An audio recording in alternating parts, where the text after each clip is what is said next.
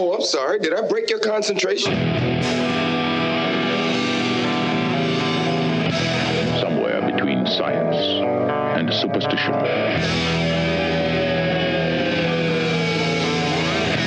We have such sights to show you.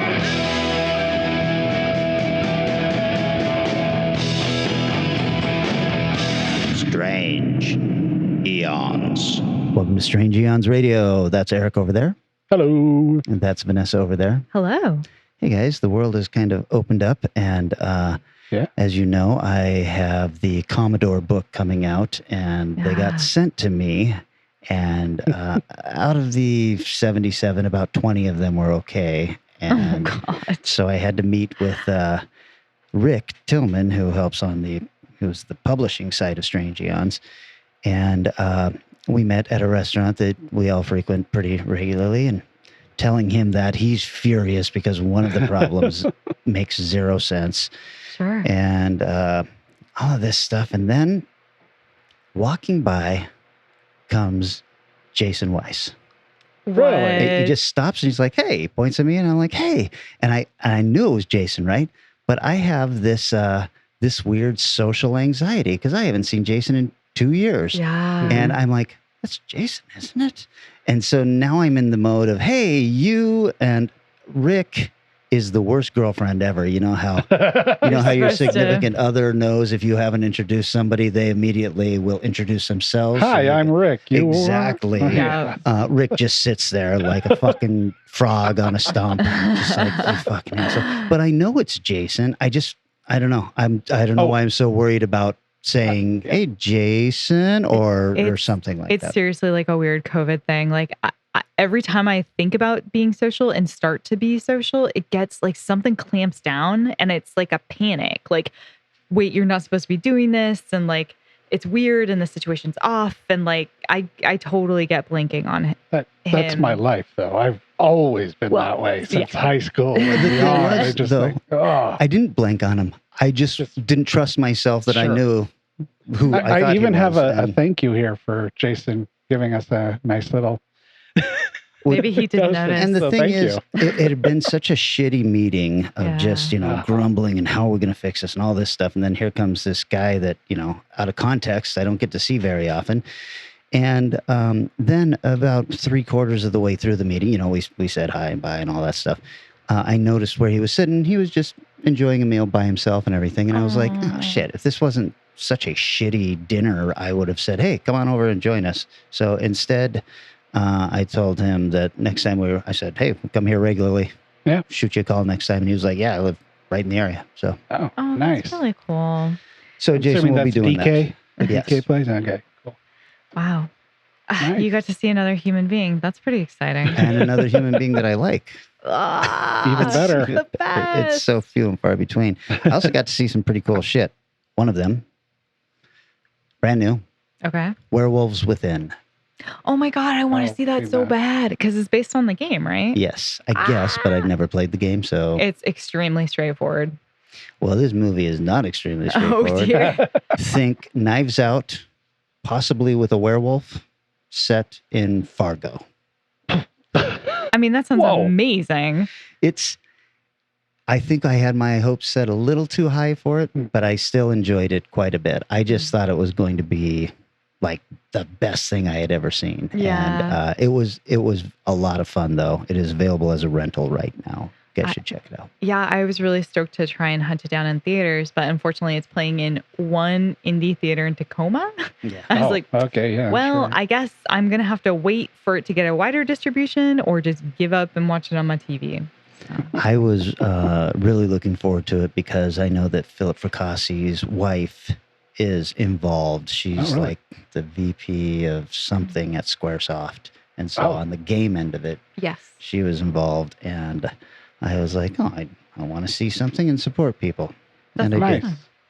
Well, I also watched something brand new that just kind of came out on the old Netflix. Okay. Did either of you get a chance to watch part 1, Fear Street? Yes. Yeah. Yep. Oh, what did you think? I don't know, man. They had some Dutch angles.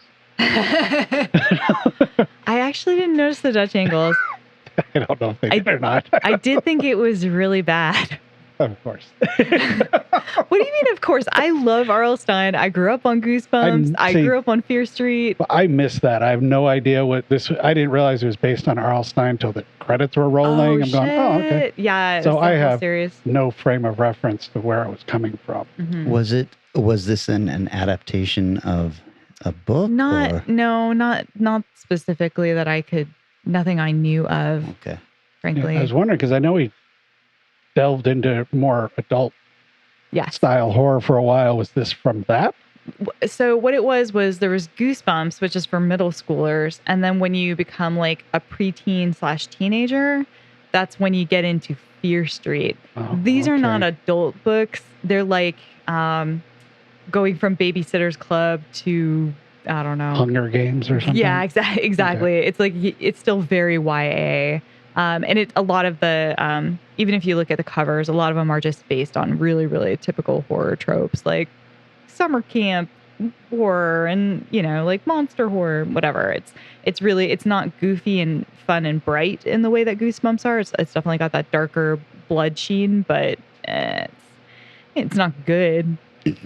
I read Salem's Lot when I was 10, so I think I skipped the YA horror. You skipped it. Plus, it wasn't available.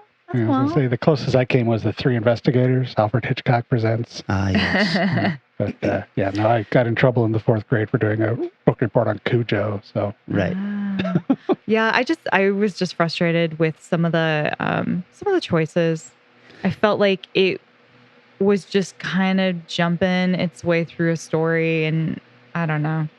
I don't know why we started to care about people, and then they were like, never mind, we're just going to kill them, like 1 second later. Well, not surprisingly, I liked it. Oh, okay. Yeah. But I went in kind of thinking it would be bad, and then I was like, oh, this isn't that bad. I've certainly watched worse movies this year. Well, that's true. Yes. Kong versus Godzilla, for example. My heart. He's so big and fuzzy, and he just wants to be home. His family's there in the Upside Down. I thought it was fine. I thought it was good. It did a relatively decent job of mimicking what was going on in the 90s with horror, which wasn't necessarily always that good. Sure. Right. Like the Scream kind of feel. Yeah, exactly. And overly talky kind of stuff, which when you got Kevin Williamson writing it, works.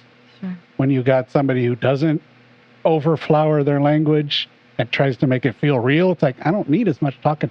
Yeah. If you're going to be real, just go do a drama. I thought it was fun. I'll watch the second one. I will 100% watch the second and the third one. And that's absolutely what's most interesting about this is that they're releasing a trilogy of films a week apart, and that's unusual, right? I was really stoked that there's a horror thing in the summertime around 4th of July. Like that really hooked me. I was from seeing the trailer alone, I was like, I'm in. Plus, I don't know, it feels like they're giving those Stranger Things kids some more stuff to do, because this one starts off with the girl who is at Scoops Ahoy with, and then the next one will have the redhead. I don't know who will be in the third, but I'm sure there'll be another Stranger Things kid. That's interesting. Well, I mean, once you're on the Netflix roster, I guess you're totally, just like you get another recycled. network star. Yeah, I wonder if they're maybe they're trying out the HBO or other streaming networks release schedules. Like, what happens if we don't dump all of our shit at once? Will people be, will that generate? Is one going to generate enough voice that more people watch two? Is it? I wonder if they're checking that. Because I think first kind of series thing they've released like that, even if it's not a TV series, but it's the first kind of connected things. They haven't just gone, here you go. Yeah. Enjoy them all. Well, and also, if the whole thing is to just generate subscriptions, you want to start your series halfway through a month so that it has to end in 2 months or something, right? And at least keep people buying your that's true. Subscription service for 3 months or something. Oh, sure. I'm not doing that. I know. I'm so committed. I can't even think about like, oh yeah, I need to hold on to that for a few months. It's like, no, once I sign up, I'm in there for life. Yeah, it seems to be that way. Well, that leads into what I saw because I saw a trailer for that in the theater. What? Are you Finally, serious? I did my theater Yay! finally, and saw a different one than both of you have seen. Really? Dean and I went and saw F9. Fast Oh my and God. Furious. 9. Yeah, there you go. The hype might be real, but if you expect anything but absolute stupidity in the way shit gets done in a Fast and the Furious movie, you should have checked out at 5. Because, yeah, it's insane. They go to space. Yeah, what the hell? Why not? The shit that magnets do in this movie is beyond comprehension. I mean, after Hobbs and Shaw, where The Rock is standing there on a cliff, preventing a helicopter or holding a car. Holding onto a moving car Exactly. and a chain that's holding onto a helicopter. Exactly. Have you looked at The Rock's biceps? It's so possible. It's as believable as 2 guys taking a Fiero into space. So that actually happens. Oh, yeah, it does. That might kill it for me. I'm also not a Vin Diesel fan. I like the series in spite of him. And once they got rid of Statham and The Rock, I was like, well, those are the people I like in this show. Yeah. So. The biggest problem I had actually with the movie was John Cena is a weird villain. Oh, sure. And he's fine. He's not a bad actor, but he has a lot more good guy, fun guy vibe. Yeah.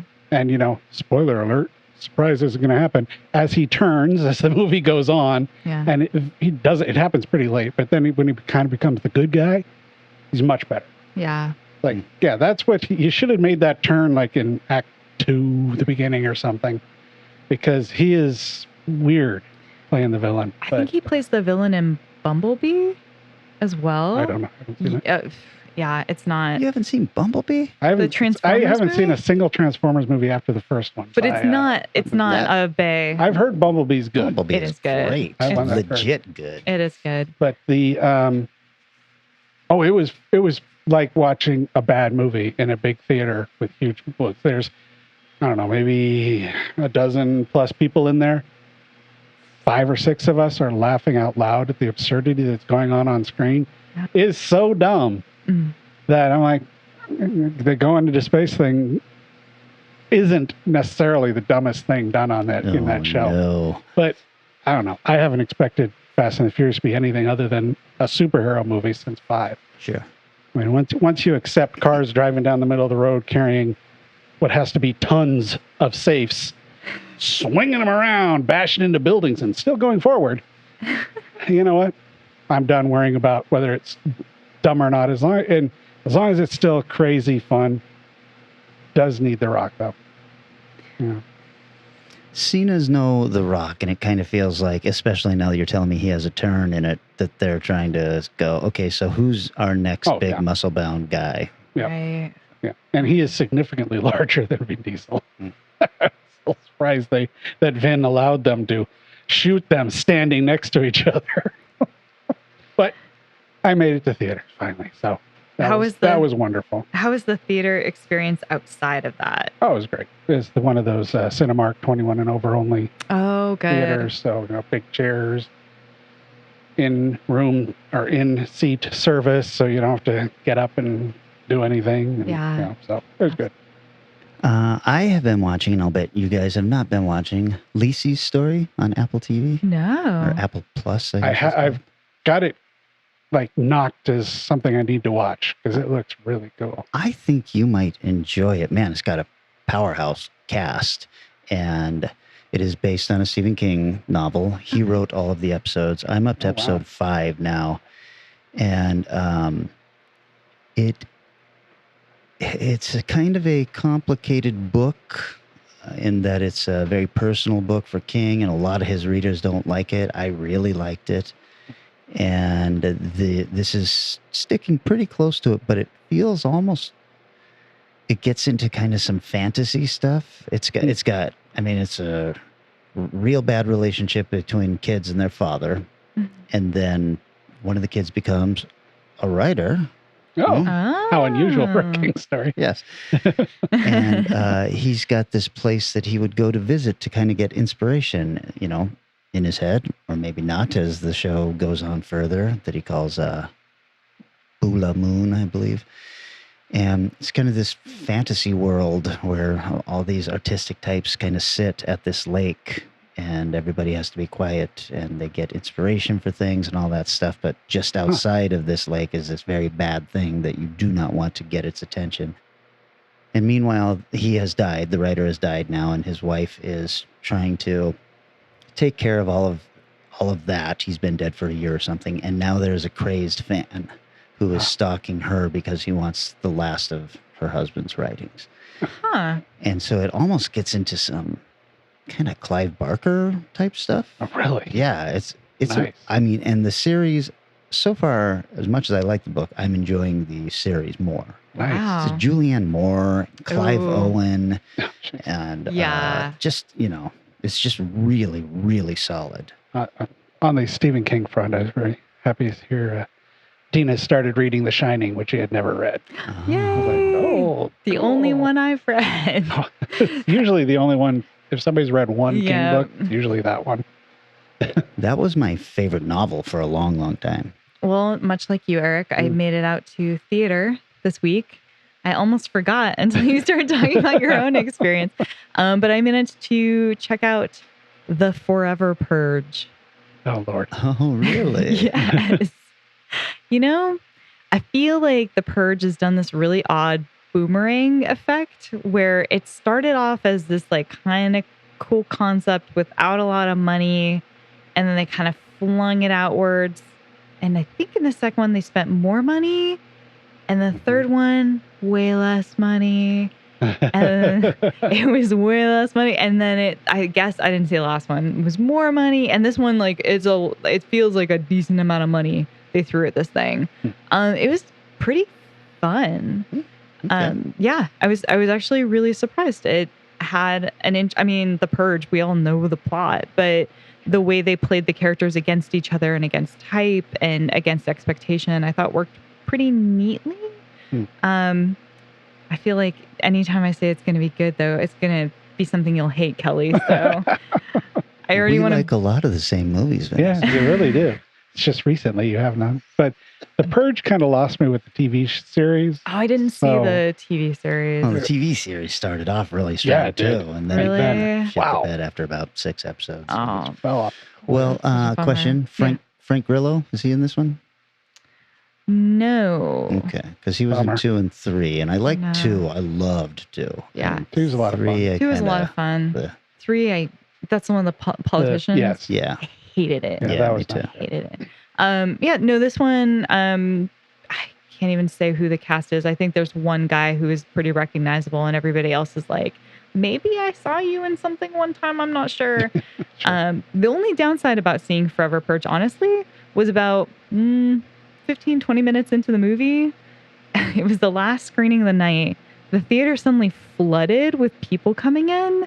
I was like, this is like a group of friends or family or something that have ditched or finished their film and are like jumping in this one. You could just tell. And they did not care. They were like sat like just talking and messing around. I was like, you guys have to fuck the right off, please. Which theater do you go to? Maybe this is Totem Lake. It's just the closest one to where I'm at. But it's a really nice theater. It's just that, people be people.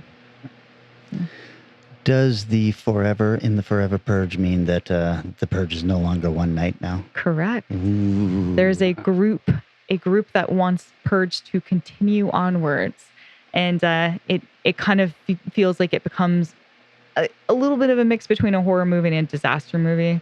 It becomes this kind of more epic thing that's lost control. I think the problem with all of these sequels, especially when you get into a franchise like this, which only works a couple of times, Right. Same thing with Friday the 13th or Halloween, you got to keep up in the ante. Yeah, and where then- do you go from here? Well, from here now, it's a reboot. Yeah. And we started at Which the is beginning. probably. I thought the last one they did was a prequel. So Yeah, it was how the Right. Purge started. yeah, Right. so they're Yeah. already running out of ideas. That's fine. That'll happen. Yeah, it can't go forever. Like Paranormal Activity ran out eventually too. So I think, I don't know. I haven't checked Walmart lately, but Well, I could fascinate you all with another tale of another Andy Mulligan movie, but I'll pass this time since I've done that Wow. enough. And you know Thank what? you. This one has a similar damn storyline. He does that thing To a Purge lot. or Andy Mulligan? So instead, we're going to talk about a wild short film that I was told about by a guy named Matt, who I used to work with at Suncoast. Apparently has started listening. He's kind of a filmmaker. You might have met him at one time. But he recommended a short film by Fred Walton, which came out before When a Stranger Calls. Fred's the director of When a Stranger Calls. Okay. And When a Stranger Calls Back. Well, there's a 20-minute short film he made in 1977, which for some he's like thinking he was going to get an Oscar nomination or something for it. But it's the first 20 minutes of When a Stranger Calls. Oh, interesting. With different crew, I mean, it's not exactly the same, but it's that same story again. Wow. And he improved it significantly for the first film. This is good, but it's like, I'm kind of, all right. You know, I've now seen this fairly well done twice. To see the same guy do it again, third time, even if it's the first version he's done, it's like, okay, yeah, I know where you're going with this, and it's still pretty good, but I gotta say, When a Stranger Calls was a hell of a lot better. But it was neat to have Matt introduce us. You got to go check that out. And we may have to bug Matt about some other stuff because he sent me a link to one of his audio dramas he put together. Pretty good. Oh. Pretty good sound. I know good. that we have talked about putting together an audio drama. Yeah. All three of us, actually. That's right. Yes, that's right. I think I have a box of equipment that has followed me right. 3 different homes now. And every once in a while I look at you and you being the box of equipment and go, one day we will I spend some think time the together. equipment's upgraded significantly since that was originally sent around. But I mean, the soundboard here and all that stuff would probably work better than what I sent Just you do now. it. We should just do it. That's right. Well, cool. That's cool. Hi, Matt. I think I do remember Matt, actually. But Matt is also one of those names where I have like 6 friends named Matt. Yeah. Matt is such a prolific. Yeah. He usually goes by, I should say, probably usually goes by Matthew. Okay. So that helps. Well, okay. Why don't we take a little break? We are going to be talking about Charles Band films coming up. So Right. We'll do that right after this commercial break. By the way, before we take this commercial break, Okay. Yes. I just want to say, Eric, I don't say it often enough. Okay. Eric curates all the commercials that you hear in between our breaks. No, we are not getting paid by that Milton Bradley game that he picked out or whatever it is this time. No, anything like that. Yeah. And I'm always as surprised as anyone else is. And I'm like, oh, I get why you did this. It's always on topic, and I really appreciate it. So You're welcome. kudos. Thank you. Thank you. Thank you. All right, we'll be right back.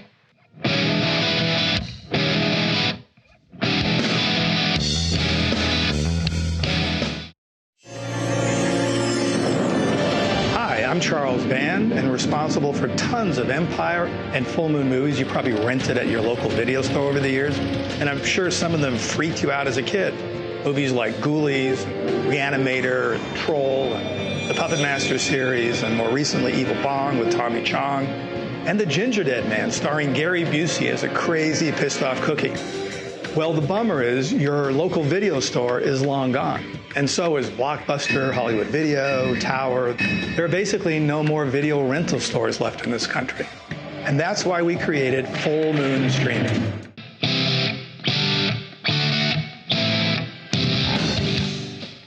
We are back. Vanessa, I know this is kind of your topic because Micah requested it.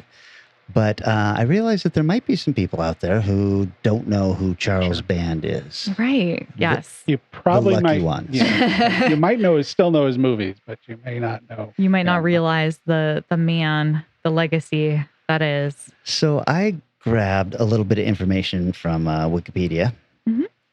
Charles Band, birthday, December 27th, 1951. Ooh, Born in Los Angeles, happy California. birthday. His got a lot of gifts that were happy birthday, Merry Christmas, Charles. Yeah. Yep. His highest rated film on Rotten Tomatoes at 93% is Oh. Reanimator, but he was just a I was gonna say, producer yeah, on he- that one. Right. That one. His lowest rated at 0% is Terror Vision from 1986, Oh. but I will call bullshit on Yes. this because that movie should at least have a 1 or 2%. He has several other 0% films, There you go. Yeah. mostly made in the last 15 years. Oh. His bio reads this way. A pioneer in the field of home video, Band has built a reputation as a prolific and fairly reliable producer and frequent director of entertaining low-budget genre films. Beginning in 1973 with the erotic comedy Last Foxtrot in Burbank, featuring Sally Marr, mother of celebrated comic Lenny Bruce, Band has produced a string of features variously delving into the realms of horror, sci-fi, and fantasy. Many of these were met with mainstream critical disdain and spotty regional releases. Detecting a potential gold mine in the explosion of the direct-to-video market and the omnipresent programming demands of cable in the late 1980s, Band formed Full Moon Entertainment, a marketing and production entity designed to release modestly budgeted, brand-name fantasy movies directly to video stores without theatrical release. Paramount Pictures was the one who handled the video distribution. I think that's about all we really need to Yeah, know. yeah. We'll get into some personal stuff as we each get into our movies, I imagine. If at the end you find him fascinating, Confessions of a Puppet Master, book by Charles Band, autobiography, coming out this fall. Oh, wow. Oh. Pre-order now on Amazon if you like. Wow. And yeah, I wish they paid us for it. But anyways, yeah, he's sort of, the shorthand would be he's kind of a Roger Corman, Lloyd Kaufman kind of guy. Sure. But anyways, Without the seeming love they have for the genre. yeah. Good point. Interesting. Interesting. So, Vanessa, would you like to start us off? Yeah, absolutely. So, so this is kind of what we're doing for my week because thank you so much, Micah, for yet again supporting the show. We really, really appreciate it. And this is how we show such appreciation by torturing ourselves, apparently. Although I think I looked out here, I decided to go with a Charles Band movie that is more well known just because I have never seen it. And it was one of those movies that I had heard on the playground as a kid, like really sounded freaky. And the poster really made me nervous. And I was terrified of what the hell this movie was. And that is 1989's Puppet Master. In a house of mysteries, This hotel seems to have quite a history, Mrs. Gallagher. Who are you people? a research team with special powers My God. She's experiencing the past because we are all joined by our thoughts. has uncovered an ancient secret. I have something I want to show you. Metaphysically speaking, I killed myself. But they are playing with an evil force. What would you do with the power? You can't save her, Alex. They have given life to a deadly power. We're all in danger. And now a box of little toys I think someone's in the room, Frank. has become a gang of little terrors.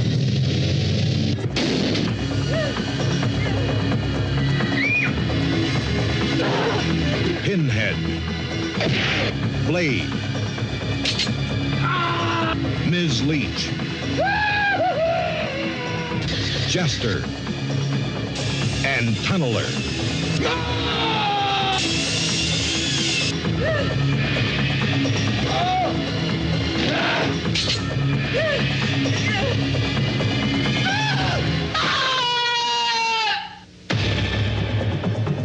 Irene Miracle, Paul Lamatt, Barbara Crampton, and William Hickey as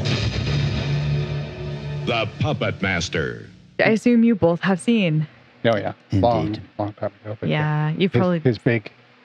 his Independence Day, as it were. Sure. You picked one of the good ones. Yeah. You really yeah, did. Yeah. You really. Yeah. So this one has a Rotten Tomato score of 43% from critics and 40% from audience. And having just freshly watched it, I kind of get that. I do kind of get that. And we'll get more into that later. A budget of $400,000. Box office of wow. God knows what. Did not actually play in theaters, so there is no box office. Length of 90 minutes. And then I wrote all this stuff about Charles Band, which does not matter because you already talked about him. Oh, Well, shit. well, what you gonna do? He does, however, have a full moon streaming service and full moon Amazon channel. So he's really dipping on out there into streaming world.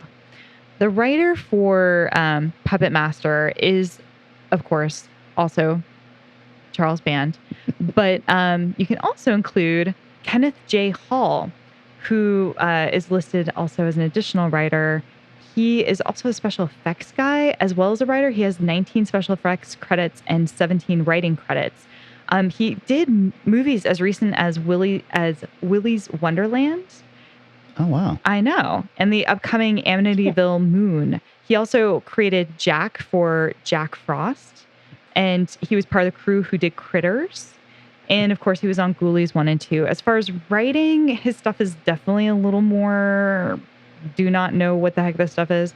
The only one that sounded vaguely familiar was Nightmare Sisters. But his early stuff includes The Tomb, Evil Spawn, Terror Night, and Dr. Alien. Director and screenplay writer, he's written down, funnily enough, the director, David Schmoller, is credited on the credits for screenplay as Joseph G. Colati, and I don't know what that's all about.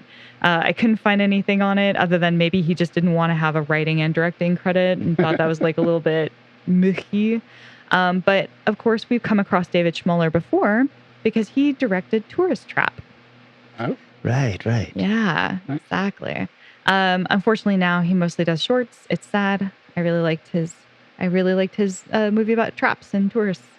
This is starring a bunch of people who mostly are not known. However, names we might know: William Hickey as Andre Toulon, the puppet master. He's in the flashbacks as the old guy who animates the puppets to life. We would know him from National Lampoon's Christmas Vacation, Nightmare Before Christmas, where he voices the evil scientist. And what I know him best from, Tales from the Dark Side in Cat from Hell segment. Old man in the wheelchair claiming the cat is evil. The only other person who really had much of a credit was Irene Miracle, who plays a woman named Dana. She's one of the psychics. There are several psychics in this movie. And she was in Inferno for a hot second. Yes, that Inferno. And then Jimmy F. Skaggs as Neil Gallagher, who basically is the body in the body used like Weekend at Bernie's body, where it's kind of just appearing in multiple positions throughout the film. He's been in 77 things, all bit roles, including quote unquote Courier in Buffy the Vampire Slayer, the TV show, Wino in Hollow Man, and his final role before he passed away in 2004 as Norm the Mechanic in the TV series Monk. So really bombing cast here. The story is, it's pretty, I don't know, it's pretty neat. I think it's got a nice little twist on the horror doll genre. We start off with an old man. It's the 1920s. He's surrounded by his puppets and the mob are coming for him. Don't know why. He has a puppet on the loose that's kind of skittering around this really fancy estate. The man is able to kind of see through this puppet's eyes, and he knows that the mob is coming for him. So he's kind of looking around at his puppets and shoving them into little locked away locations and going, "Don't worry, it'll be all right. I'm going to save you all." And then as soon as the mob knocks on his door to off him, it seems, he is sat in a chair with a gun in his mouth and he blows his brains out. So many years later, we have 4 psychics that we're introduced to. They're part of this sort of group of loose friends, I guess. And they're contacted by this guy named Neil Gallagher. The psychic characters are Alex, who's this sort of crazy-haired professor who dreams of stuff that will later come true. Dana, who is this very bold, brash, swearing, and no holds bar, no bars hold. I don't know what that statement is. No bars hold. All right. Go with it, people. Bars hold no. She is making a living working on the beach, reading crystal balls extremely poorly. But what she really does is practice a lot of different kind of voodoo style things. Then we have Carissa, who's able to see the history of things by touching them. So she can touch a car and know everybody who's been in that car. She can touch a bed and know everyone who's fucked in this bed, as we will see in this movie, definitely. And then we have Frank, who's their kind of fourth wheel friend. He's good at research and has no psychic abilities, but he's hanging out with them anyway. Yes. So Nickname? Google. It's like Frank Google did not write his last name down. And they each have a vision, some of their own deaths, that shows to them that they need to go and hang out with their friend Neil. So they travel out to this place called Bodega Bay, which is the really fancy estate we saw at the beginning, where Neil resides in that old puppet master home. They arrive to find that he has died. He's committed suicide, and his wife Megan is now running the home. Neil, however, is instructed in a note attached to his body that he not be buried until they arrive. So he's just kind of hanging out in a casket. And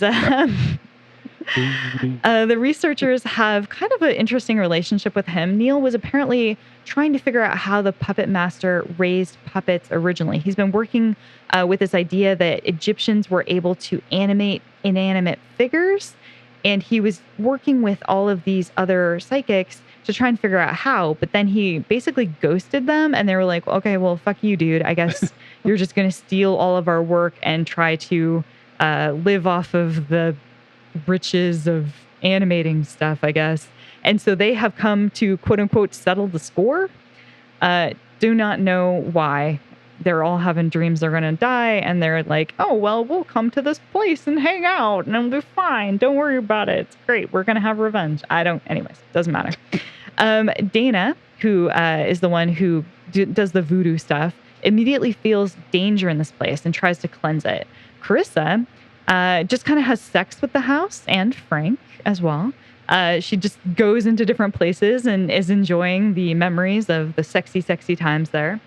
Alex, who has the big hair, talks a lot to the wife, Megan, and tries to get a sense of what's happening here. And of course, there are some living dolls running around the place. We know this first when Teresa, the maid, is killed by Pinhead. Not that Pinhead. It is a small head on a big body with human hands in a classy burnt yellow sweater. She is murdered with a poker. Then Frank and Carissa, of course, get it when they're getting it on, when a drill-headed puppet named Tunneler interrupts and then attacks Carissa when she looks underneath the bed to figure out what is going on underneath. Drilling into her head, Frank, of course, is tied up and blindfolded, and he's like, hey, baby, where'd you go? When a female puppet gets up on him, starts kissing on his chest, and he's like, yeah, girl, I knew you wanted more. And then she pukes leeches on him, and they suck his blood out, and he dies. So... You're kind of making this sound a lot better than I remember the movie being. I mean, the puppets are pretty cool and very dumb. But also like stop motion. Yes. So that's pretty cool. Yeah. That is, they actually look pretty effective. Like, I don't know how they manage puppets for other doll movie horror things, but these ones, I don't know, they work pretty well. Like, they do seem to have their own little bit of personality, which I enjoyed a lot. So, of course, Dana, one of the only two psychics left alive, discovers the deceased Neil, the guy who got them all there in the first place, is sat in her bedroom in a chair holding a nice glass of scotch. And he's dead. He's not moving. He's just sitting there. And she's like, I knew it. You fooled everyone else. You didn't fool me. You're not dead, but you're going to be dead now. And she does some voodoo on him, thinks that she's eradicated the soul from the body or whatever it is that's going on with Neil. But of course, the dolls come out and attack her from around the room, including Pinhead, who twists her ankles, and Blade, who ends up slitting her throat. Meanwhile, that leaves Alex. He's the only one left. And of course, he's having this ongoing nightmare of Neil, like, trying to shoot a girl, and maybe that girl is Megan, his wife, his hottie wife who's running this house, and he keeps kind of running into her, and maybe they have a thing. It's hard to tell. Not really sure. A lot of people dying. And he has this dream that Neil is pulling a gun on Megan, and then he has another nightmare followed directly after that where his friends' heads are dead underneath his bed covers. Then, of course, he's woken up by Megan again, who plays out the first nightmare, or second, or third, beat by beat. Except instead of bringing him to Neil, who is going to shoot her in the head, she shows him Tulin's diary, the guy who's the original puppet master, where he's written down his secret to reanimation. And of course, all shit hits the fan. Neil kind of guides Alex downstairs by giving him a premonition. They go downstairs, discover all the dead bodies, and then it's the puppets and Neil versus the two remaining humans that are there. And unfortunately for Neil, kind of pisses off the puppets.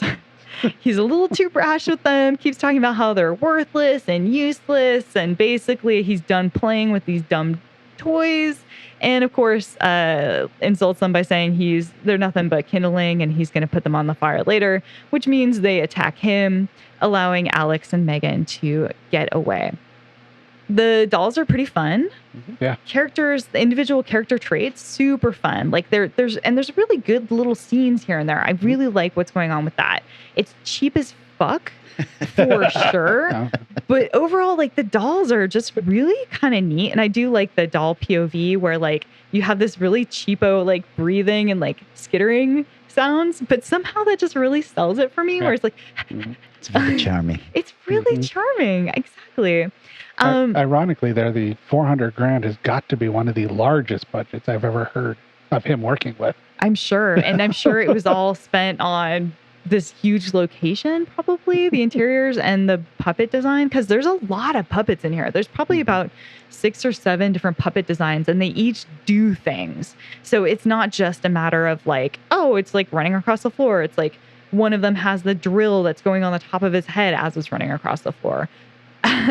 And other such things. Like one of them has 3 parts of their head that spins around in different directions. So there's definitely a lot of interesting mechanics going along. The things I don't like about this, the acting is pretty bad. Really not great. The plot is really predictable. You can kind of figure out exactly what's going to happen in the next 5 minutes with whatever it is you're looking at right then. I'm not really sure why, but at some point near the end, when the puppets are attacking Neil, Alex is like trying to save him, and I can't work out why. I'm like, just let him die. Like he's literally trying to murder you, and he's already dead. What are you trying to save him for? It's fine. And then the end doesn't really tell you what happens to the puppets. It's a really weird ending with a kind of a wink and a nod, but not about the puppets. It's more of a wink and a nod about Megan, because her dead dog comes alive, and she's like, come on, Biscuit, come and play, or whatever. So they don't even address it. They're like, yeah, we made it out. And then, but we're still in this house, and now we're giving each other a hug goodbye, and everything's fine. And I'm like, where did the puppets go? You didn't burn them. You didn't lock them up somewhere. And we have no, anyway, that's fine.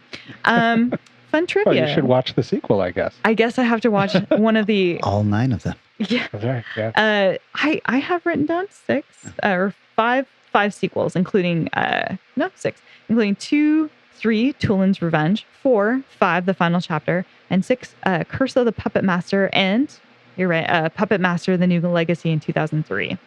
So obviously, more recent one than that too. Is there? There's one like last year or two. Yes, Craig Zoller wrote it. Mm-hmm. Oh, sure. Okay, it says in 2020, a spinoff focusing on the puppet Blade was released, Blade the Iron Cross, and then in 2021, a film about Dr. Death, it says will be released. So I wonder if that's what came out. Yeah, because Blade did really well. I mean, for a Charles Band film. Right. Fun things about this film, trivia-wise, Barbara Crampton is in it for like 2 minutes as the woman at the carnival who gets tricked by Dana at the crystal ball, and it's pretty good. It's a good scene where she's like, tell me about my future, and Dana's like, yeah, you're gonna get married, it's gonna be great. tell me about my husband. Is he ever going to get a job? She looks over at her boyfriend. He's like just some schmuck. And Dana's like, yeah, he's gonna be rich. He's gonna be working in fashion. And she's like, in fashion, he doesn't even have a degree. That's impossible. And she's like, oh, I'm sorry, I misread this. It's in, he's actually going to work in construction, and that's going to become a fashion building, and then he's going to become rich. And she's like, oh, well, hot damn, that's great. It's very, very good. The film was inspired by an earlier Charles Band production about killer toys named Dolls. Is that right? Well, Stuart Gordon. It was Stuart Gordon. Yeah. Yeah, that's what I was thinking. Okay. Yeah, I was like, I'm pretty sure. So I think I think this was a mistype. And that it was Stuart Gordon's Dolls that he was inspired by. Title came from the fact that so many people loved Dungeon Master, a different film of his. So he decided to go for it again with Puppet Master. Very clever, sir. The puppet blade design is based on one of David Schmoller, the director's favorite actors, Klaus Kinski. Huh, looks like him, yeah. Yeah, I thought so too. I was like, The blade puppet required 5 puppeteers to operate, which is kind of fascinating. Pinhead's fists during the punching scene. So Pinhead's the little head, big hands, human hands guy. So of course, the punching scenes are actually the fists of a dwarf stunt woman, Cindy Sorensen, who had to wear the same fingerless gloves and sweater sleeve to make it appear that it's the fist of Pinhead. Cindy cited the most difficult part of these scenes was to keep her head ducked the whole time while holding the Pinhead puppet on her shoulders and give off false punches at the same time. There's a finger slicing scene at some point in this movie, and the blood that comes out was dyed green. And it is like this bright kind of toxic-y green looking situation. And they did that to avoid the X rating. The Bodega Bay Hotel, the big beautiful manor that we keep looking at, was actually a miniature.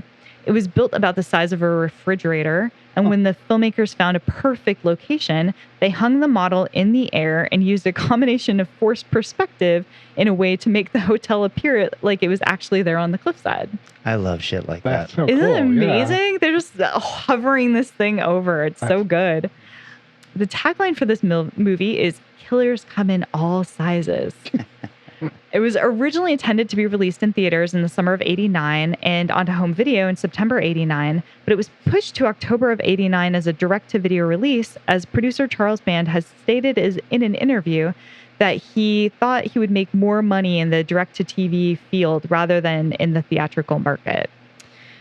So I don't know if that's the case or not, but that explains why there was no box office. By 1989, he knew that market very well. Yeah. That was the sense I was getting too. Puppet Master was released on VHS by Paramount Home Video in September 92 and DVD in 2000 via Full Moon Home Video. In 1999, an interview with horror movie website The Terror Trap, director David Schmoller admitted the reason he was not involved with the rest of the Puppet Master series, aside from a character credit, was that it would reveal someone else besides Full Moon CEO Charles Band was responsible for the creation of Full Moon's biggest franchise. Schmoller was never, ever approached to do a director's commentary for the first Puppet Master movie when it arrived onto DVD. In the same interview, he also mentioned that Band still owed him for residuals. Yeah. So that was my pick. Remember last week when I said it's got to be directed by Charles Band? You said directed or written. I don't know. Yeah, there you go. Slide. I did go either directing or written. Let it slide. It's my pick. It's my week. You don't get to dictate this, sir. And there you go. I just did. I know, and I'm putting a kibosh you didn't get away with it. Exactly. All right, who's going next? Me? Okay. You know what? I'll go next because Okay. I think you've got a personal story to tell. Sure. There's so much to choose from. So much shit in this toilet. Absolutely. I actually reached out to our buddy Craig Mullins and said, hey, I need some help. Nice. Tell me your favorites of this guy. And he qualified it by saying, well, I really like this one, Metal Storm, but that's a Craig movie and I can read between the lines. And I was like, okay, so I will hate that. Yeah. What else have you got? And he pointed me in the direction of Dr. Mordrid. In a Manhattan apartment, Dr. M stood guard between our world and the dark dimensions. Now, after centuries of waiting, evil's ultimate warrior has arrived. Cabal is a demon who uses mortals to do his bidding. What difference does it make if I want this dying planet? A sorcerer is not a god. It would be beyond the apocalypse. Our powers can be amusing. This man's gotta die.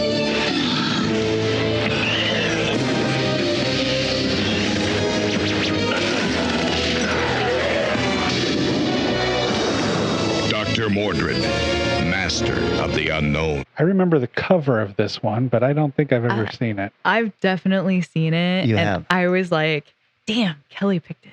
I have to say, I did kind of like this. Yeah. It's got a lot of heart, it feels like. Yeah, 1992. Eric, if you thought that $400,000 budget was high, you're going to be shocked to learn that this cost about $2 million. Wow. Whoa. Impressive.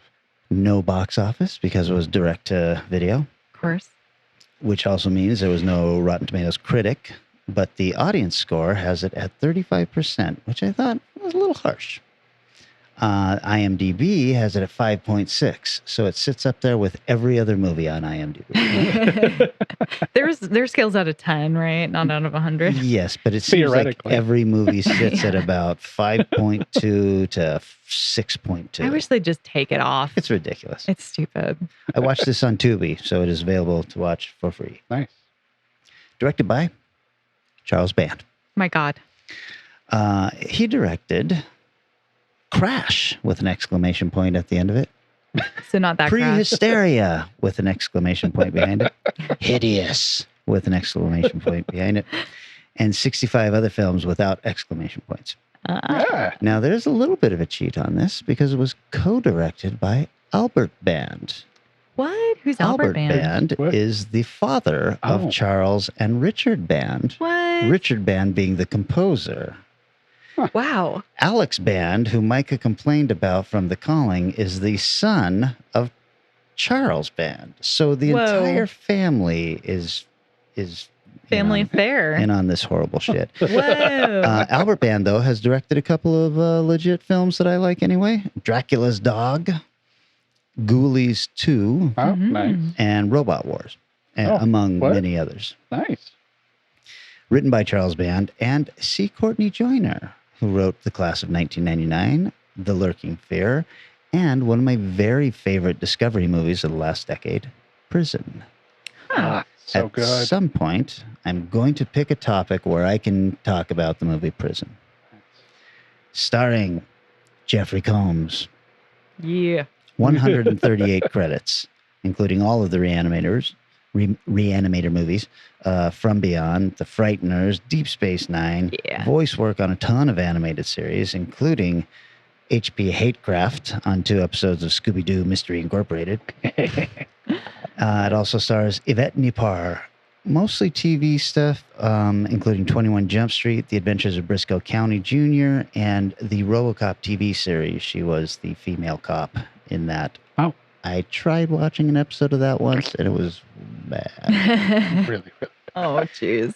Also stars I'm going to guess this name is Achivone, or Achivone. So much TV, it's ridiculous.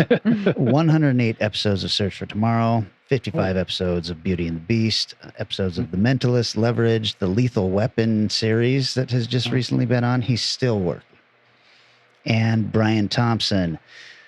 You would know him as the Night Slasher in Cobra, the Power Lifter in Miracle Mile. He's the guy with the heavily scarred face, and he was the judge in Buffy. But in my research, I just found out he is from Ellensburg, Washington. Nice. I feel like I knew that. He's amazing. I saw him at Crypticon and he gave me a hug. Very nice. So this story, Combs plays Anton Mordrid, who is a wizard. We're learning all of this very, very quickly. He's Nice. been sent to Earth by a being called the Monitor to stop the evil wizard Cabal from opening the gate to hell. Now, the monitor is played by a couple of eyes just floating in the cosmos. It looks really cheap. I was trying to figure out if I could find out who was cast as the monitor. Nothing. It's all very boring. We find out pretty quickly that Cabal needs the Philosopher's Stone and several other elements to complete a spell and open the gate and unleash his demons from the fourth dimension. Oh, going deep. Not the third dimension. That's us. The fourth dimension. Not That's the eighth something else. dimension. That's Buckaroo Banzai. Yeah. They're all accounted for. Right. You know, you're running Right. out of dimensions. So we're still basically in the preamble of the series or of the movie, and Mordrid has been watching for signs of Cabal's presence for about 150 years. And as the time of their prophesized battle approaches, now this movie, Mordrid has assumed the role of a criminal psychologist, where he is helping Samantha Hunt, a research consultant to the police. He also, in a very weird situation, lives in the same big, huge building as her. And then we will find out he owns the building and is her landlord. Well. So he has Dr. Mordrid detected a series of thefts of the elements that Cabal is seeking. And so he starts searching. He's realizing, we're seeing this kind of play out over the movie, but he notices that this one magical artifact is stolen, and then the next one, and it pretty quickly is like, oh shit, it is on now. This is exactly the ingredients for this spell to open the gates of hell. And so he's starts searching for him, and then he starts kind of using Samantha, because she's of course working all of these thefts, and she is very suspicious of him, and so she starts kind of trying to insinuate herself into his life. She's understandably intrigued when she like goes up to feel she hears something like on his apartment door, and she goes to feel the door, and it's burning hot. So she calls the fire department, and the fire department all shows up, and they're about to knock down the door, and Mordrid opens it, and everything's fine inside. And she's like, "Oh, I thought you must be burning to death." And he's, "Oh, hardly." And he lets her inside, and it appears that his apartment is an entire floor or something, but kudos to the set designer. This movie actually looks like it was shot on film. It looks like they spent a ton of money on the locations and the sets and all that stuff, because his place looks like you would expect Doctor Strange's Sanctum Sanctorum to look. And you don't even have to imagine it, because we have Doctor Strange movies and we've seen what a Sanctum Sanctorum looks like. Sure. So That one probably cost a little more. yeah, except his is all green screen. So, meanwhile, in the magic dimension where the gate is being closely guarded by other good wizards, Cabal shows up and proceeds to just very easily throw a real beatdown on them and opens the gate. There are no survivors but one. He's lying there, half dead, when suddenly Mordrid finally shows up. And he's like, "The fuck, man? You guys were supposed to be guarding this gate." And the survivor confirms that Cabal came in, kicked all our asses, and now you get to deal with bullshit. So Mordrid returns to Earth to prepare his defenses. But as soon as he gets there, one of the other cops that's working on the case with Samantha, he has Mordrid arrested.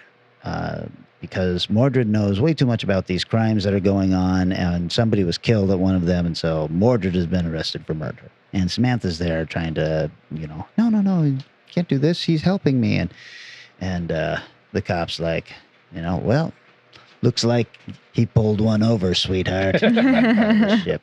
So she has to help him escape in a truly silly scene, where Mordrid will certainly be arrested for all sorts of assault when the cops find him again. And all sorts of magic being caught on camera and just ridiculous stuff. I kind of was almost checking out after this scene. But luckily, there's not much left of this shit movie. So, in the final showdown, Cabal and Mordrid do battle at the Cosmopolitan Museum, with Cabal animating the gigantic Tyrannosaurus skeleton. And this is all done with stop motion again. Nice. And it looks great. I mean, it looks like stop motion, but I think that there is a real charm that if you are of a certain age, you see that and you're just like, oh, I fucking love the amount of work that had to go into this. It's so much more interesting looking than, say, a dinosaur fighting Sherlock Holmes that's completely CGI that they only have a couple of poses for. It's extremely bad. Yeah, so extremely bad. So this doesn't look any more real than that, but it looks fun and cool, and there's something inherently creepy in the way that stop motion creatures move, so I think it really works in horror films. I don't really want to give away the ending, but it's not like it's going to be a big surprise. Mordrid saves the day. He ends up damn it. He ends up animating Not how I thought it would have gone. a gigantic mastodon or woolly mammoth skeleton or something, and he skewers him on the tusks. Best ending ever.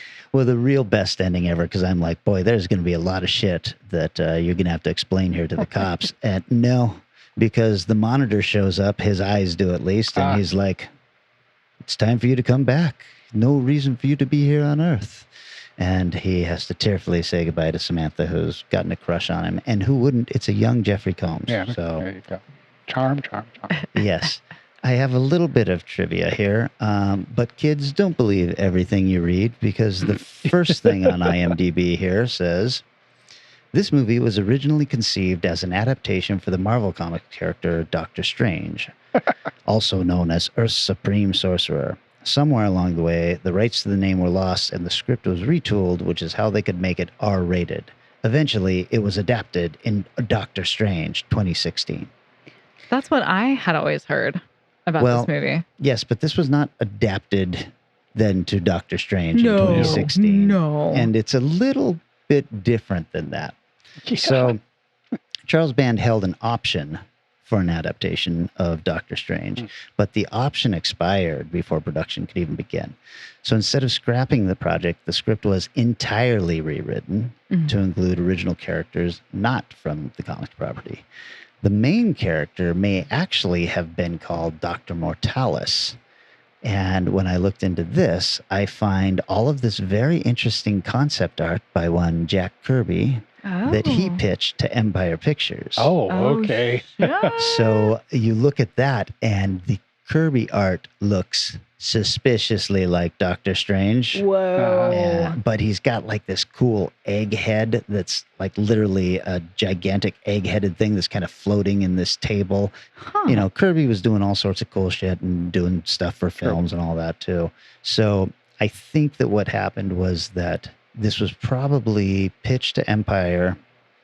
Charles Band was like, oh, wait a second. I mean, this is cool, but it's 1992 or something. I'm sure we can get the rights to Doctor Strange himself instead of this copycat.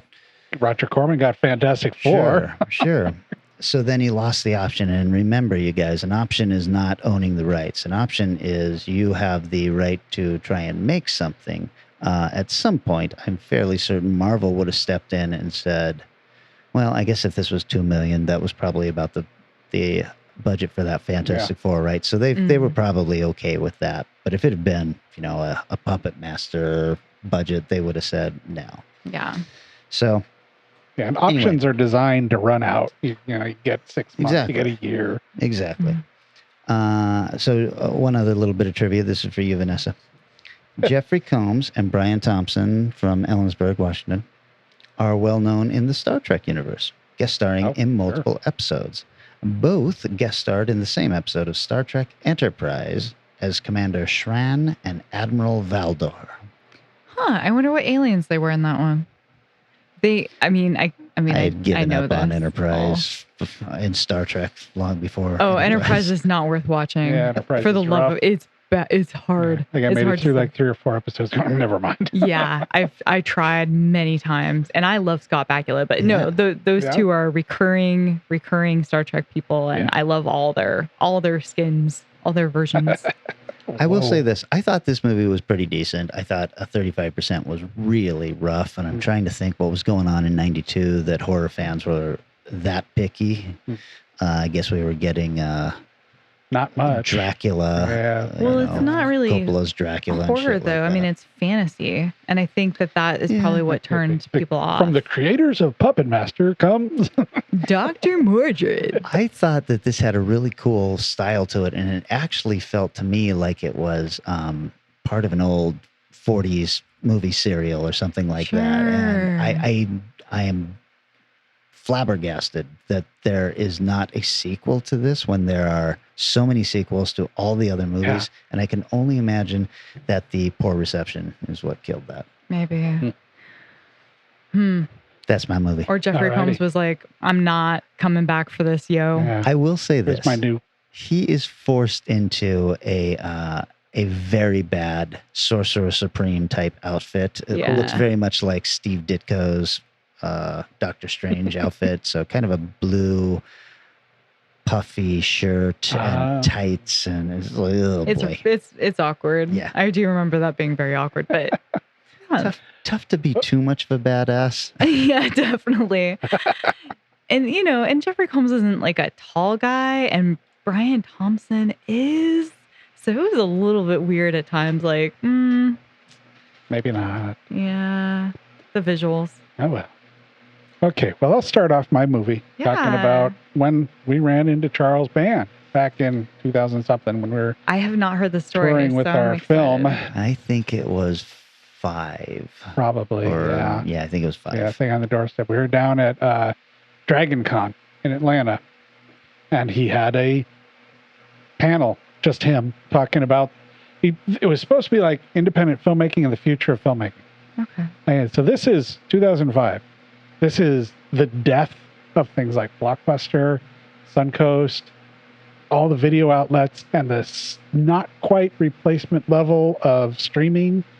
So he was a bitter, angry man. Yeah. Wow. It was really discouraging, depressing, terrible. Probably one of the most fuck the world, fuck films, fuck anybody who wants to make films. I'm never making another dollar as long as I live. I'm like going, come on, dude, you figured everything out. You're going to figure streaming out. Is what I was thinking. But boy, he did not think he was. And later on, I'd already had a thing to get Subspecies. They had a box set of the Subspecies movies, which are kind of the ones I like from him, to get it signed. At the top, I must have said something about me, a filmmaker, because he wrote "Good luck."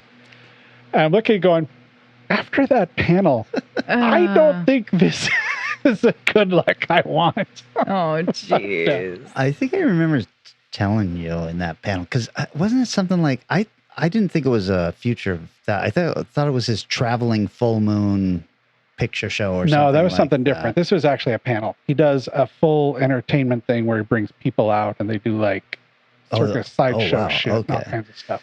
But I just remember saying to you that this guy thinks he should be making a bunch of money on a bunch of shitty movies. Mm-hmm. And he never seemed to take into account that if he made good movies, he might make some money.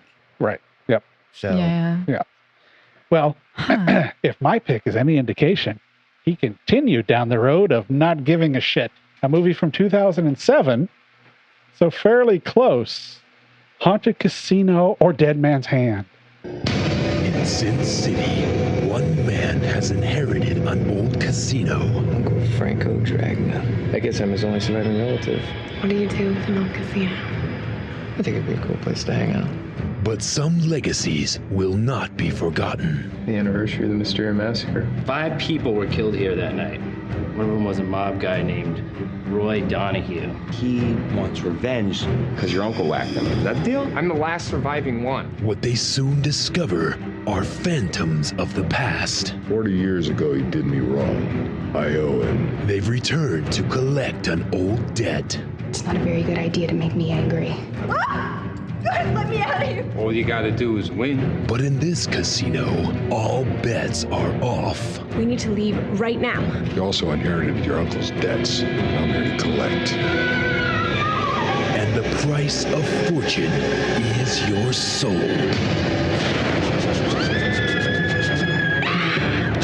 Let me out of here! the house cut him off. Featuring Michael Berryman. You got a dead man's hand. And Sid Haig in Dead Man's Hand, Casino of the Damned. I have never heard of this one. Same. There's a reason for that. Oh no. The Rotten Tomatoes on this was 0. Well, no credit. No critics that reviewed it. And a 23, which is astoundingly generous. I would knock the 2 off of that. Oh my God. There's one scene that I might give that 3 for, I'll talk about. Anyways, I like that you did a whole bunch of Charles Band. Of course, he's got so many. We did not pick the same ones. This is directed by Charles Band, who made Ravenwolf Towers, Gingerbread Man versus Evil Bong, and all shit of others. It was written by Dominic Muir, who wrote Critters, Dangerous Worry Dolls, and Evil Bong 2, King Bong. Oh my God. Why? Well, you know, Evil Dead, Evil Bong apparently was a big hit because there's at least 2 sequels. Jesus. Starring Wes Armstrong, who you might know from Jane the Virgin. He was on 22 episodes of that. And something called Backstage Pass and a whole lot of TV.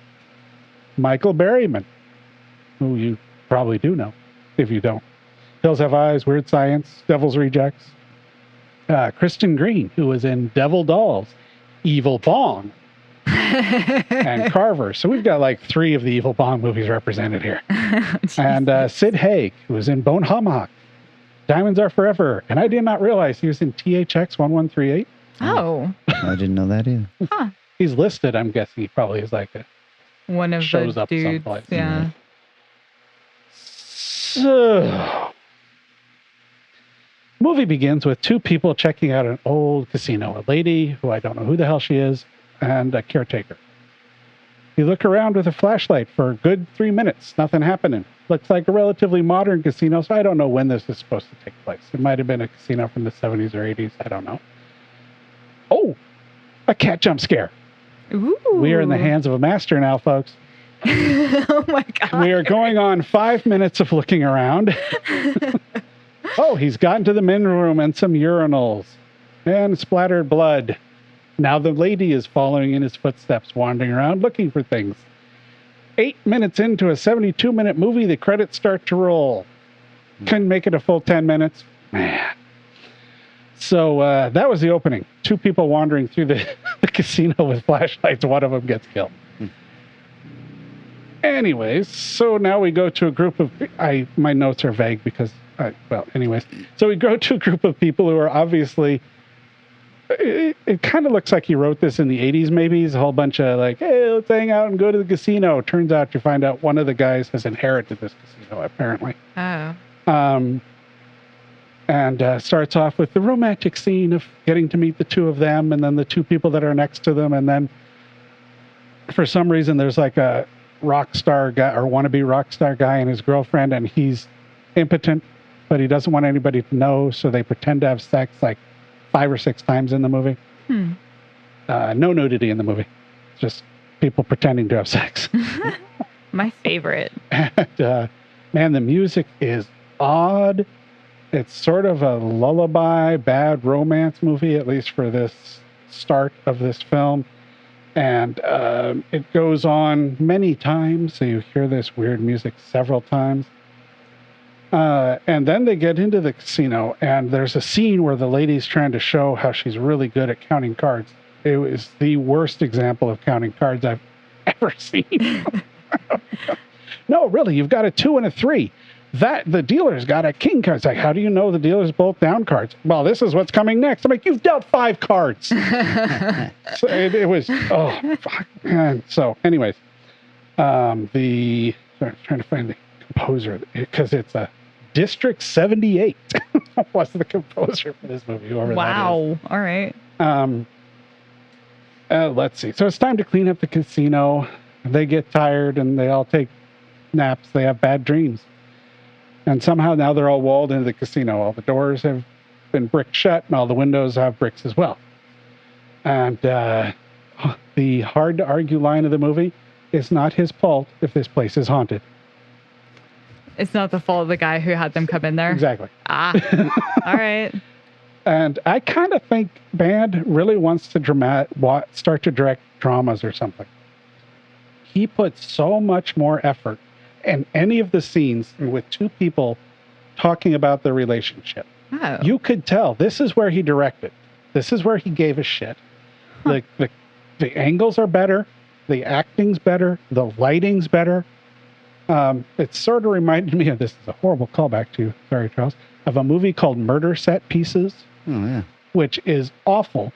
But the scenes where somebody's getting killed are incredibly well done. And everything else looks like a bad used car commercial. And so I think he really wants to branch off and do dramas or something, because those scenes actually were relatively well done. He could just jump on to like Lifetime. There you go. They'll hire him. He has experience. Yeah. What more do they need? But like the opening scene with the two people talking about I was good. Okay, maybe this isn't going to be so bad. But nice. Well, I was wrong.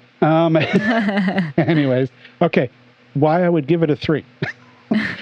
Favorite part of the movie is the slot girl ghost, because they keep running into like solid people that are supposed to be ghosts haunting the place, because some shit went down and the guy who owned it had silver hidden someplace and he killed people. Anyways, so she has slot machine eyeballs. So she comes at him and her eyeballs go like, that's kind of cool. It's not a great effect, but it's a cool idea. Were they CGI or were they, how did she do it? Oh, they're CGI. Oh, okay. Gotcha. Does anybody know, do you guys know what it means when they say dead man's hand? No. It's aces and eights. Oh. It was the hand that, oh shit. I forgot his name. One of the major gun. Butch Cassidy? No. No, it wasn't. He was shot in the back playing poker. And he was holding aces and eights. So it became dead man's hand. And so they make sort of a reference to that at some point. Like, that's nice. Gotcha. I couldn't tell if Sid Haig was directed to act annoyed with everybody at every time, or if he really was just annoyed with everybody he was working with. And Ed and Sid show up. They're both good. They're both good on screen. They've got their natural chemistry. They're pros. And they're fine no matter who's directing them. They're usually just fine. And they were good in this. So anyways, let's see. Trivia notes. Sheer terror.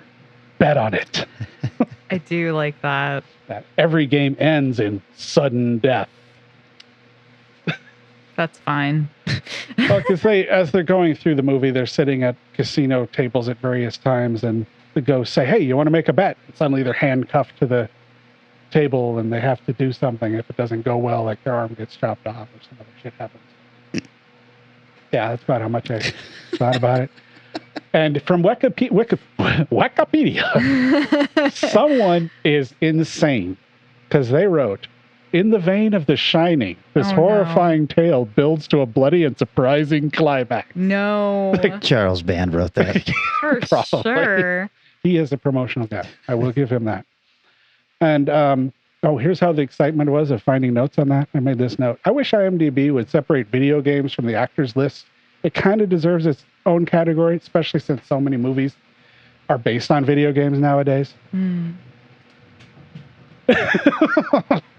I should have gone back, even if I talked about it before, because I did a bunch of trivia and stuff for Subspecies and watched maybe 20 some odd minutes of it and realized, I'm pretty sure I've talked about this before, or I feel like I want to watch something new. I should have gone back to his old catalog when he kind of gave a shit. Yeah. I don't know. Maybe he does again now because he's still making movies, but this was right in that wheelhouse of time I was talking about. 2005, a movie in 2007. So I would leave this off your watch list for Charles Band movies. He's got, what'd you say, 65? 68. 68. There's plenty of other stuff to watch. This one was not. This is the single worst film I've ever talked about on this show. Wow. That's actually saying a lot. That is saying a lot. I mean, this is the angriest I've ever seen you give a review. Well, there's bad and entertaining, which you all know I love now. But yeah, whew, man, this felt like somebody not giving a shit. Yeah. And putting it on screen. Yeah. And I had no interest in that. I'm bummed for you because in 68 films, there's probably a lot of films that are at least fun. Yeah. I mean, you didn't love Puppet Master, but you were okay fun. with it. Yeah, it was fun for sure. It was a good 40%. I haven't seen Demonic. Well, there you go. Yeah. I haven't seen Demonic Toys. I could have watched Demonic Toys. I don't know if I've seen Doll Man. How many? Doll Man. What is his deal with dolls? I haven't seen dude? Doll Man, but I remember liking that first Trancers. I think he was did. Good. I did do that for something. Okay. One of our episodes, and yeah, that was solid. Sure. I could have watched the sequel. It would. I guarantee you, it would have been better. I almost did Dragon's World. Or whatever. I don't know that one. It sounded very stupid, but very good. Well, after I finished Dr. Mordrid, I started Metal Storm just to see if I liked it. And it's definitely a Craig movie. I'm glad you gave it a go. Craig, what do you think of Haunted Casino? Well, okay. Micah, I hope that was good enough that we never have to do another Charles Band retrospective. Please. Yeah, we ended the Kurt Russell and the Lance with Henriksen. Kurt and glance at Lance. And we both ended both of those episodes with, oh man, we got to do another episode about these guys. Sure. Yeah. I'm ending this episode with, we do not need to do another show. No. No. Some of his movies will probably show up in something eventually. Yeah. But yeah, I'm good. But forcing all of us to try and find a second one that doesn't overlap, we haven't already done, and is watchable will be a little bit tougher. Well, that means it's my turn. And since we had such a good time with Band, I say next episode we do Band again. No. Only this Band time, together. your movie has to have a band in it. Oh, yeah. So, heck yes. Something like Howard the Duck would work because she's Leah Thompson, plays Beverly. She's in a band. Something like, Trick or Treat would definitely work, but I've already done it. Yeah, you've done that one. Okay. And I know which one I'm going to talk about. Oh, wow. It was a submission to Crypticon last year. I wasn't able to show it because we were streaming instead of Real World. Oh, wow. Yeah. Huh. Does it still need to be like a horror, or does it just have I would say genre, fit into our genre, horror, science fiction, fantasy, action. Yeah, right. I mean, we shoehorn Crossroads in one episode. Right. I mean, it has the devil. Sure. But, So something like that. So from one band to another. Hey. I'm so glad that you changed it to being about music, because I was going to punch you in the face. And I really appreciate that fun twist. Well, now knowing that and considering how close you are, I'm glad I do that as well. Absolutely. Get that band on the run. Hey, everybody. So many thanks to everybody who's participating in the value for value model. This is what it gets you, apparently. We've just proven that we can be bought. You donate a certain amount of money and then suggest that we do a topic, and we will whore ourselves out. Damn right. That's right. We've moved past the era of doing commercials as a sellout. Nope. Right. That does not exist anymore. But that's the whole point of the value for value. It just keeps rolling on. So we give you value, you give us value. We continue to give you value.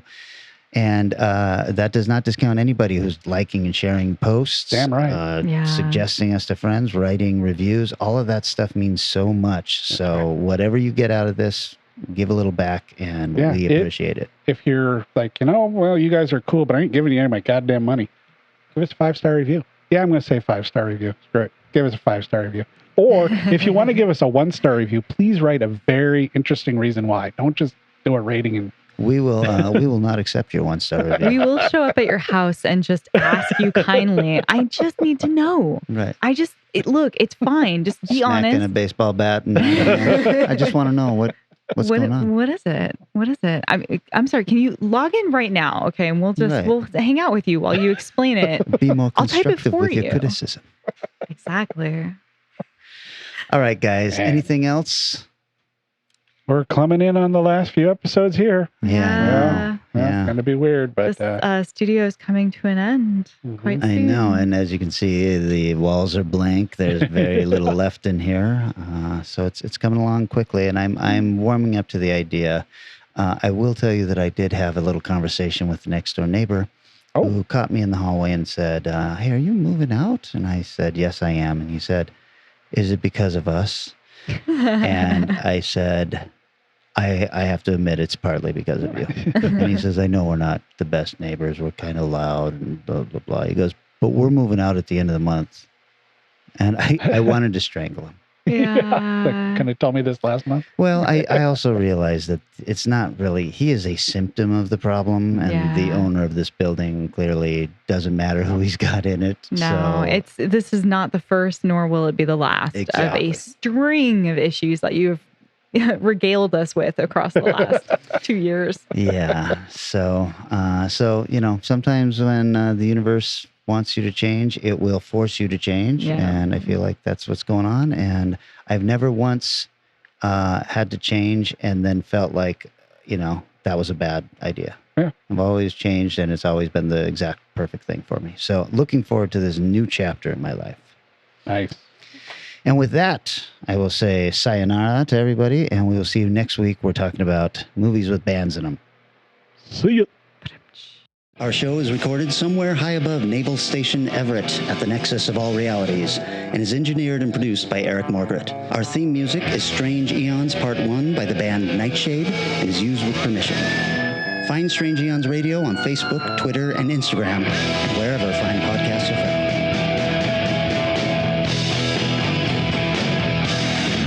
Because I was going to punch you in the face.